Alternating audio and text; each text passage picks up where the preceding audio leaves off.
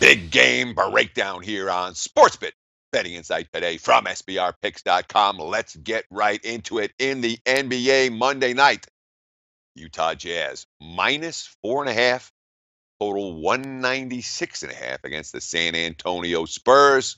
San Antonio, 35 and 22, currently number 3 in the Western Conference. They're one game ahead of number 4 Minnesota. As for Utah right now, they've gotten back to 500. They're currently out of the playoffs, but they're also currently only 2 games out of the 6th seed in the West. The 6th seed, what everybody's looking for in the Western Conference. 7 and 8 seed obviously will match up against either Houston or Golden State when it comes to playoff time. Jazz have had some success against the Spurs. Jazz have had success against everybody of late.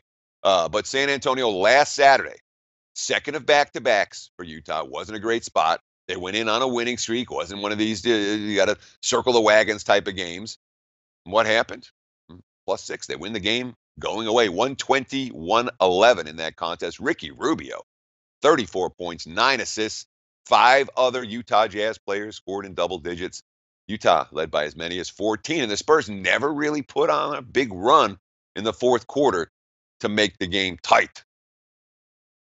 Not the only win the Jazz have had against the Spurs in recent weeks. In fact, that's the second time they've beaten San Antonio this season, both previous meetings. And of course, again, this is a Utah team that if the season ended today, they would not be in the playoffs.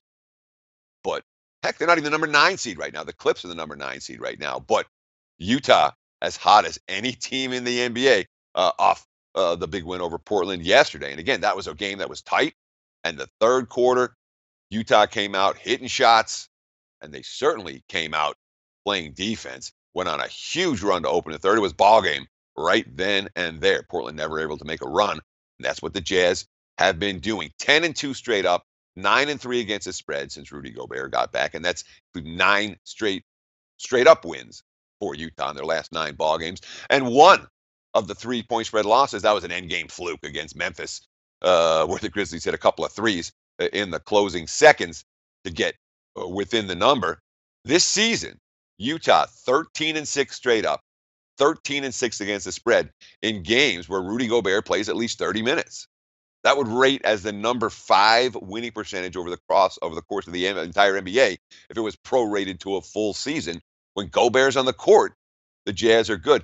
Look at the NBA net points per 100 since Rudy Gobert got back on the court, again, 12 games ago. They're the Rockets. They're the Raptors, 2 teams at the top of their respective conferences. There's the Utah Jazz, number 3rd on that list. And, of course, the money came on Portland yesterday against Utah because there was no Ricky Rubio, who played so well in the first meeting between these 2 teams, or the last meeting, I should say. Didn't matter. Royce O'Neal stepped in. The team chemistry flowed well. Jay Crowder, the recent addition from Cleveland, he played 29 minutes, looked completely revitalized, looked like a new player getting out of Cleveland. Crowder looked very, very active last night. And, this is a league, the NBA, where a good 5, a good center like Gobert, and a good number 1, a point guard like Rubio, I can get you somewhere. See if that works for Utah this season. I don't know if the Jazz are poised to make a playoff run, but this team right now is certainly playing well enough to be a playoff team and potentially give someone some trouble once they get there. For San Antonio, I mean, this is a team that has played, they are what they are. Spurs are 10-10 straight up in their last 20 ball games. They've played mediocre basketball. This is a mediocre team since January 1st. There's no news that when Kawhi Leonard is going to come back. Popovich keeps shuffling the lineup, trying to get different guys in and out. I don't know if it matters right now. They had 2 full days off before playing Golden State on Saturday, and they still sat. Dejounte Murray didn't play in that game. Tony Parker didn't play in that game. Both guys with very minor injuries. They probably could have played. Pau Gasol, only 10 minutes off the bench in that contest. They got beat by 17. Pop didn't seem to care a whole lot. Now, for tonight, Murray, very questionable, sprained right ankle. Parker, very questionable, bad back. Lamar Aldridge is going to get the night off. He's listed as a sore right knee. This team's limping into the All-Star break. We've seen San Antonio have some great rodeo road trips this year. I'm not sensing that, certainly not going into the break for the San Antonio Spurs. And, this is a Spurs team. We think about San Antonio as being a really tough out. They step up in class well. Spurs have been underdogs 13 times this season. They've won only twice in straight-up fashion. Manager Ginobili's quote says it all right now for San Antonio. Quote, "We try to play the right way.